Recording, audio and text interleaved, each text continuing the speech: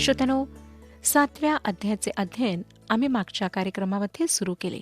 मत्ते कृषीवर्तमान 7वा अध्याय. आम्ही पाहिलं होतं की 24 आणि 25 वचनामध्ये त्याने एका घराविषयी आम्हाला सांगितले. त्याने सांगितले की माझे वचन ऐकून त्याप्रमाणे जो वागतो तो कोणा एका सुज्ञ मनुष्यासारखा ठरेल. त्याने आपले घर खडकावर बांधले.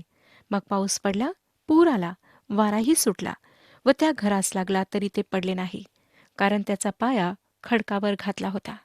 जर आपण प्रभू येशू ख्रिस्ताकडे आला आहात, जो पाया आहे, जर आपण त्याच्यावर विश्वास ठेवलेला आहे, तर श्रोत्यानो, आपले जे आत्मिक घर आहे ते कधीच डगमगणार नाही, पडणार नाही, कारण ते मजबूत पायावर बांधण्यात आलेले आहे. जर आम्ही त्याच्यावर आपला विश्वास दृढ करतो आणि पवित्र आत्म्याच्या अधीन राहून असे जीवन जगतो जे त्याला संतोषविणारे आहे, तर आमचे हे घर सोने चांदी व मौल्यवान दगडांनी बांधलेले आहे. परंतु तो पुढच्या वचनांमध्ये एका दुसऱ्या प्रकारच्या इमारतीविषयी बोलत आहे, घराविषयी बोलत आहे. 26 आणि 27 वचने सांगतात, तसेच जो कोणी ही माझी वचने ऐकून त्याप्रमाणे वागत नाही, तो कोणा एका मूर्ख मनुष्यासारखा ठरेल. त्याने आपले घर वाळूवर बांधिले. मग पाऊस पडला, पूर आला, वाराही सुटला व त्या घरास लागला, तेव्हा ते पडले, अगदी कोसळून पडले. ही वाळू काय आहे? ही वाळू म्हणजे मानवी चांगुलपणा आणि मानवी प्रयत्न. ही शरीराची जुनी दुर्बलता आहे. आम्हाला दैहिक रूपाने मिळते त्यापेक्षा अधिक काहीतरी चांगले हवे आहे. मत्ते ह्या भागाचा शेवट ह्या वचनाद्वारे करतो. 28 आणि 29 वचने.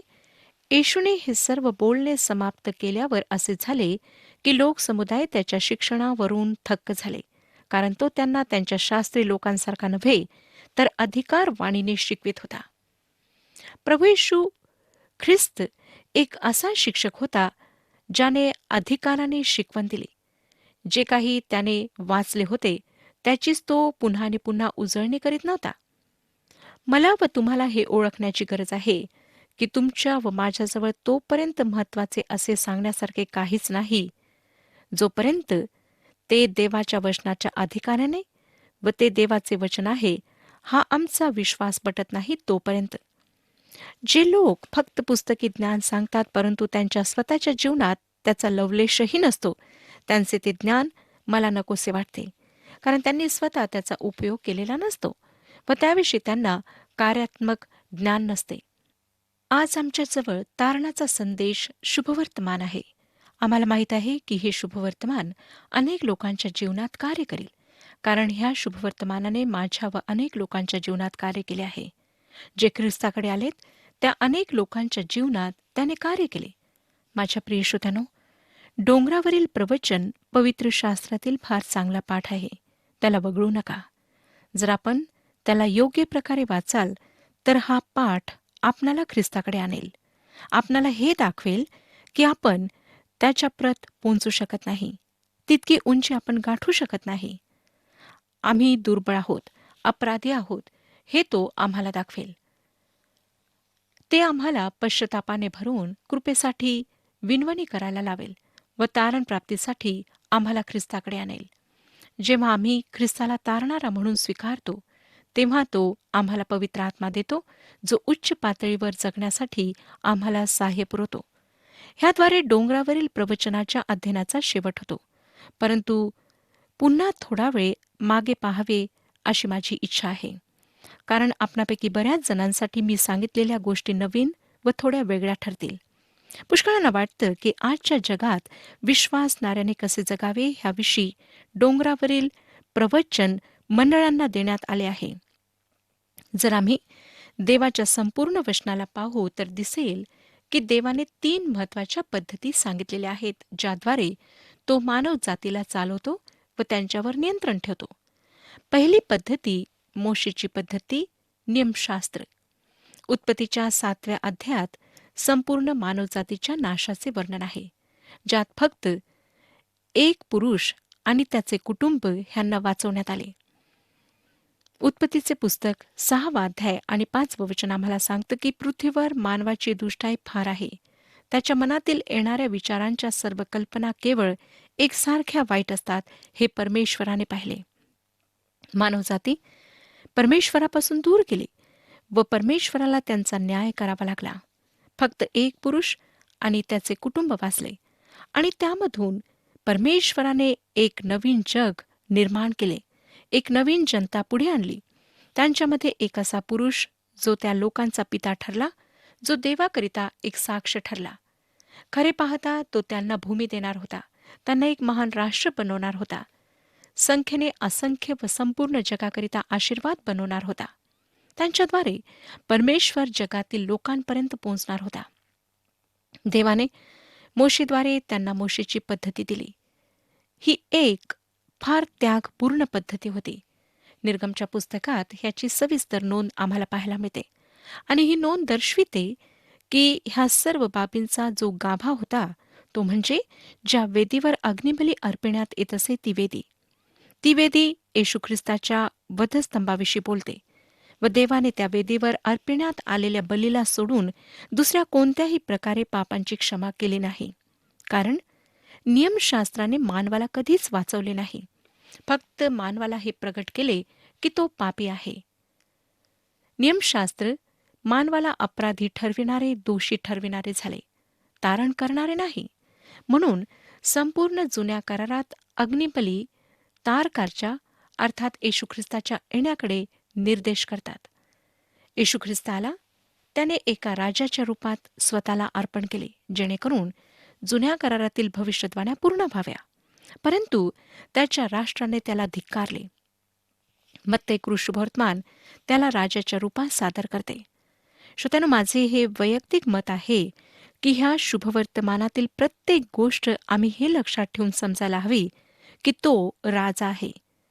मत्ते कृष्णवर्तमानात मी आधीच सांगितल्याप्रमाणे तो एक राजा म्हणून जन्माला, राजा प्रमाणे तो राहिला, राजा म्हणून तो मेला, मृतांमधून राजा म्हणून पुन्हा जिवंत होऊन उठला व ह्या पृथ्वीवर पुन्हा राजा म्हणून मोठ्या सामर्थ्याने व गौरवाने तो येणार आहे. ह्या पृथ्वीवर असताना त्याने जे काही केले त्यापैकी एक गोष्ट म्हणजे त्याने मोशेच्या नियमशास्त्रापेक्षा वेगळा नियम घोषित केला, ज्याला डोंगरावरील प्रवचन असे म्हणण्यात येते. ह्याचा सारांश दुसऱ्या शुभवर्तमानात सुद्धा आम्हाला वाचायला मिळतो, पण मत्तेकृ शुभवर्तमानात हे पूर्णपणे नोंदण्यात आले आहे. त्याने मोशेच्या नियमशास्त्रातील 2 आज्ञा घेऊन त्यांना जुन्या करारातील स्तरापेक्षा वरच्या स्तरावर आणले. उदाहरणार्थ, जो कोणी आपल्या भावावर उगाच रागावेल तो न्यायसभेच्या शिक्षेस पात्र होईल. जुन्या करारात श्रोत्यानो ह्याविषयी काहीच लिहिलेले नाही. वचन आम्हाला सांगतं की जो कोणी एखाद्या स्त्रीकडे कामेच्छेने पाहतो त्याने आपल्या मनात तिच्याशी व्यभिचार केलाच आहे. आज ह्या पापामध्ये अर्ध्यापेक्षा अधिक लोक गुंतलेले आहेत. फारच कमी आहेत ज्यांनी ही आज्ञा मोडली नाही. डोंगरावरील प्रवचन पृथ्वीवर स्थापित होणाऱ्या राज्याविषयी आहे. हा त्या राज्याचा नियम, कायदा असणार आहे. त्यामध्ये अनेक महान तत्वे आमच्यासाठी देण्यात आलेली आहेत, परंतु आम्हाला दुसरी पद्धती देण्यात आली आहे. श्रोत्यानो, लक्षात घ्या की तुम्ही आणि मी कृपेच्या काळात किंवा पवित्र आत्म्याच्या युगात जगत आहोत, जेव्हा परमेश्वर आपल्या कृपेने आम्हाला तारतो, नियमांद्वारे नाही किंवा नियमांचे पालन करून नाही, परंतु तो आपल्या कृपेने आम्हाला तारतो. आमच्या कृत्यांच्याद्वारे, आमच्या कर्मांच्याद्वारे सुद्धा आमचे तारण होत नाही, आम्हाला पापांची क्षमा प्राप्त होत नाही. जोपर्यंत आम्ही ख्रिस्त मरण पावला, शास्त्राप्रमाणे तिसऱ्या दिवशी पुन्हा उठला, ह्यावर विश्वास ठेवित नाही, तर आम्हाला तारण प्राप्त होऊ शकत नाही. करिंथकरास पहिले पत्र 15 अध्याय 3 आणि 4 वचन सांगतं, शास्त्राप्रमाणे ख्रिस्त तुमच्या व आमच्या पापांबद्दल मरण पावला, तो पुरला गेला, शास्त्राप्रमाणे तिसऱ्या दिवशी त्याला पुन्हा उठविण्यात आले. आपले तारण झाल्यानंतर आम्ही कशा प्रकारे जगावे ह्यासाठी देवाचा एक मार्ग आहे, आणि तो मार्ग मोशेचे नियमशास्त्र नाही, 10 आज्ञा नाहीत. कारण 10 आज्ञा आपण जरी पाळल्यात, खरे पाहता आम्ही पाळू शकत नाही, तरी आपले तारण होऊ शकत नाही. कारण आम्हाला वाचविणाऱ्या आज्ञा नाहीत, नियमशास्त्र नाही, तर प्रभू येशू ख्रिस्त आहे, ज्याने आमच्याकरिता वधस्तंभावर प्राण दिला. तसेच नियमशास्त्र जीवनाचा मार्ग नाही, तो ख्रिस्ती जीवनाचा मार्ग नाही. मग आपण म्हणाल की काय आम्ही ते मोडू शकतो? अर्थातच नाही श्रोत्यानो. त्याद्वारे आपणाला नियमशास्त्र मोडण्याची परवानगी मिळत नाही.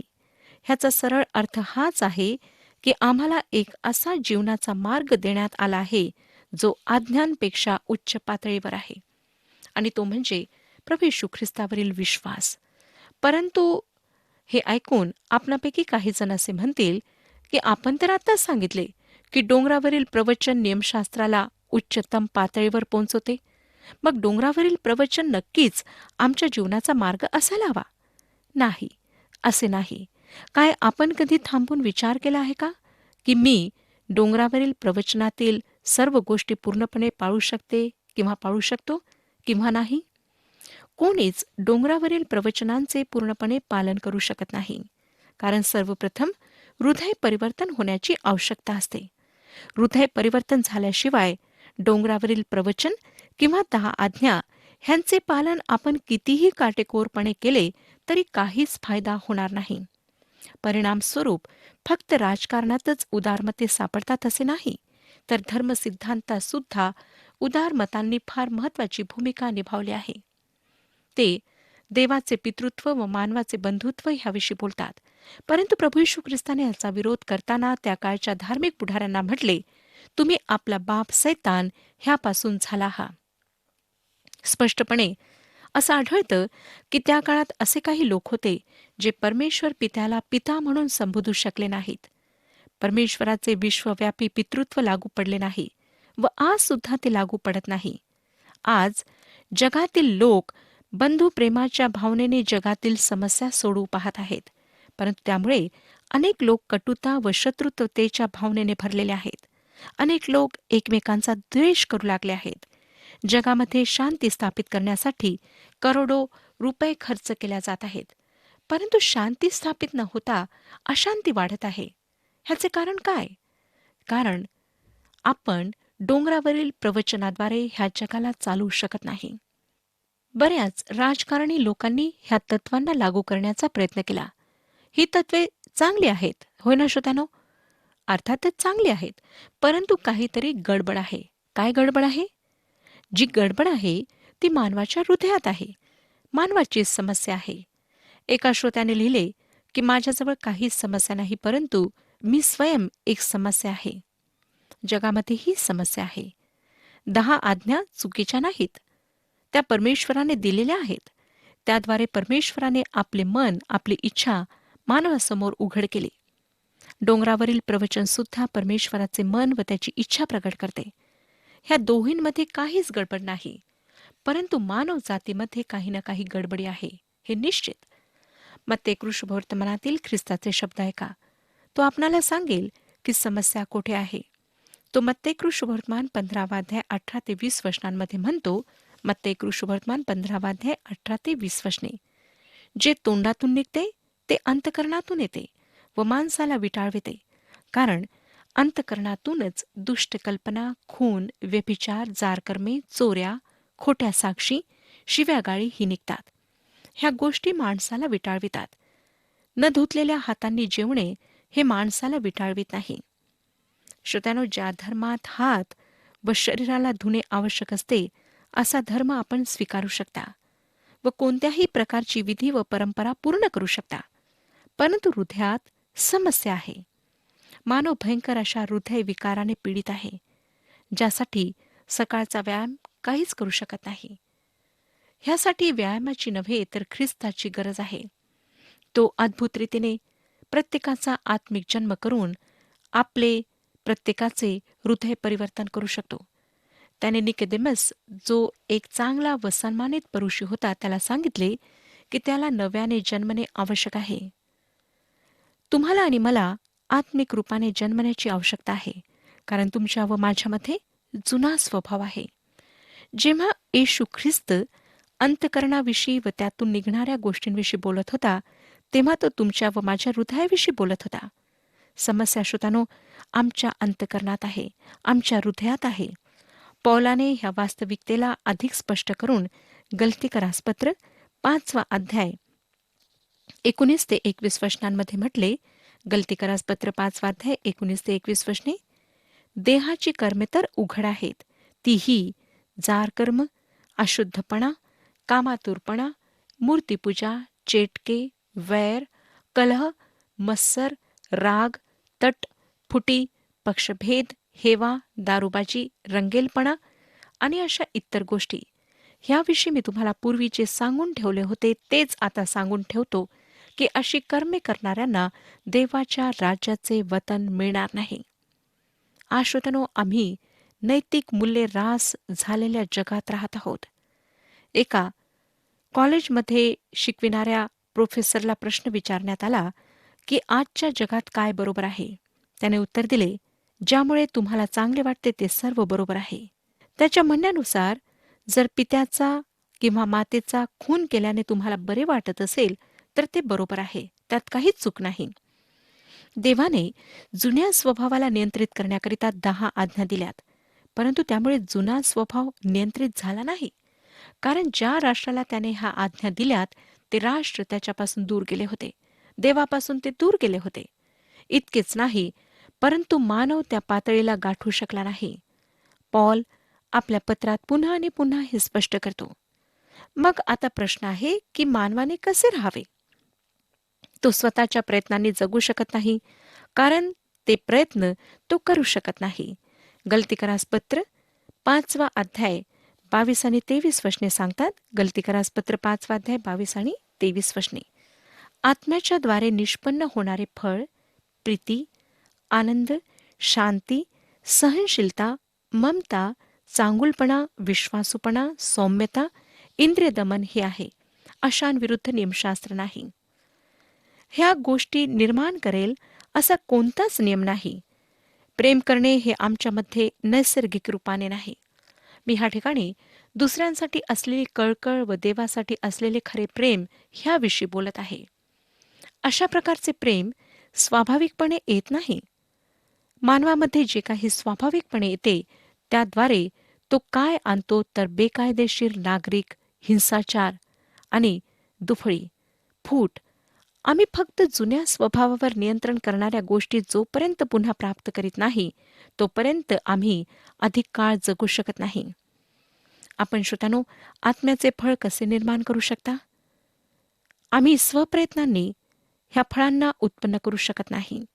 डोंगरावरील प्रवचनात वापस फिरा, जेथे ख्रिस्ताने म्हटले, मत्ते कृष्णवर्तमान 5 अध्याय 5 वचनात, जे सौम्य ते धन्य, कारण ते पृथ्वीचे वतन भोगतील. सौम्य लोक तोपर्यंत वतन भोगणार नाहीत जोपर्यंत राजा राज्य करण्याकरिता येणार नाही.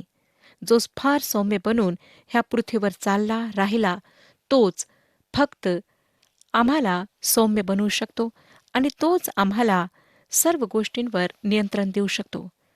श्रोतांनो, हा जीवनाचा एक नवीन मार्ग आहे. मोशेचे नियमशास्त्र नाही किंवा डोंगरावरील प्रवचन नाही. देवाने आम्हाला स्वर्गीय आशीर्वादांनी भरपूर केले आहे.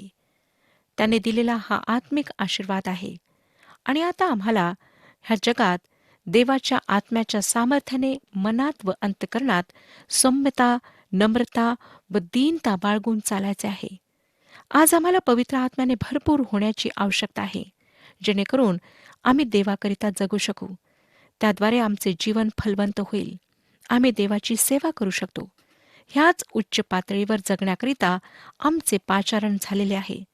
मला खात्री आहे की आता आम्हाला डोंगरावरील प्रवचनाचा खरा अर्थ समजलेला आहे आणि आम्ही सर्व नम्रता, सौम्यता व दीनता बाळगून परमेश्वराच्या सामर्थ्याने आमचे ख्रिस्ती जीवन जगणार आहोत. आम्ही पवित्र आत्म्याने भरपूर होऊन परमेश्वराला गौरव देणारे जीवन जगणार आहोत. श्रोत्यानो, हे आम्ही स्वप्रयत्नांनी किंवा स्वतःच्या बळावर अवलंबून राहून करू शकत नाही. आम्हाला पश्चातापी अंतःकरणाने परमेश्वराकडे जायचे आहे. त्याच्याजवळ प्रार्थना करायची आहे. त्याच्याजवळ सहाय्य मागायचे आहे आणि तेव्हाच तो आम्हाला आपले सामर्थ्य पुरविल आणि सौम्य, नम्र आणि दीन बनवून पवित्र आत्म्याने भरपूर करेल. तोच आमचा उपयोग करून घेईल. परमेश्वर ह्या विषयात आपले मार्गदर्शन करो आणि आपणाला आशीर्वाद देऊ.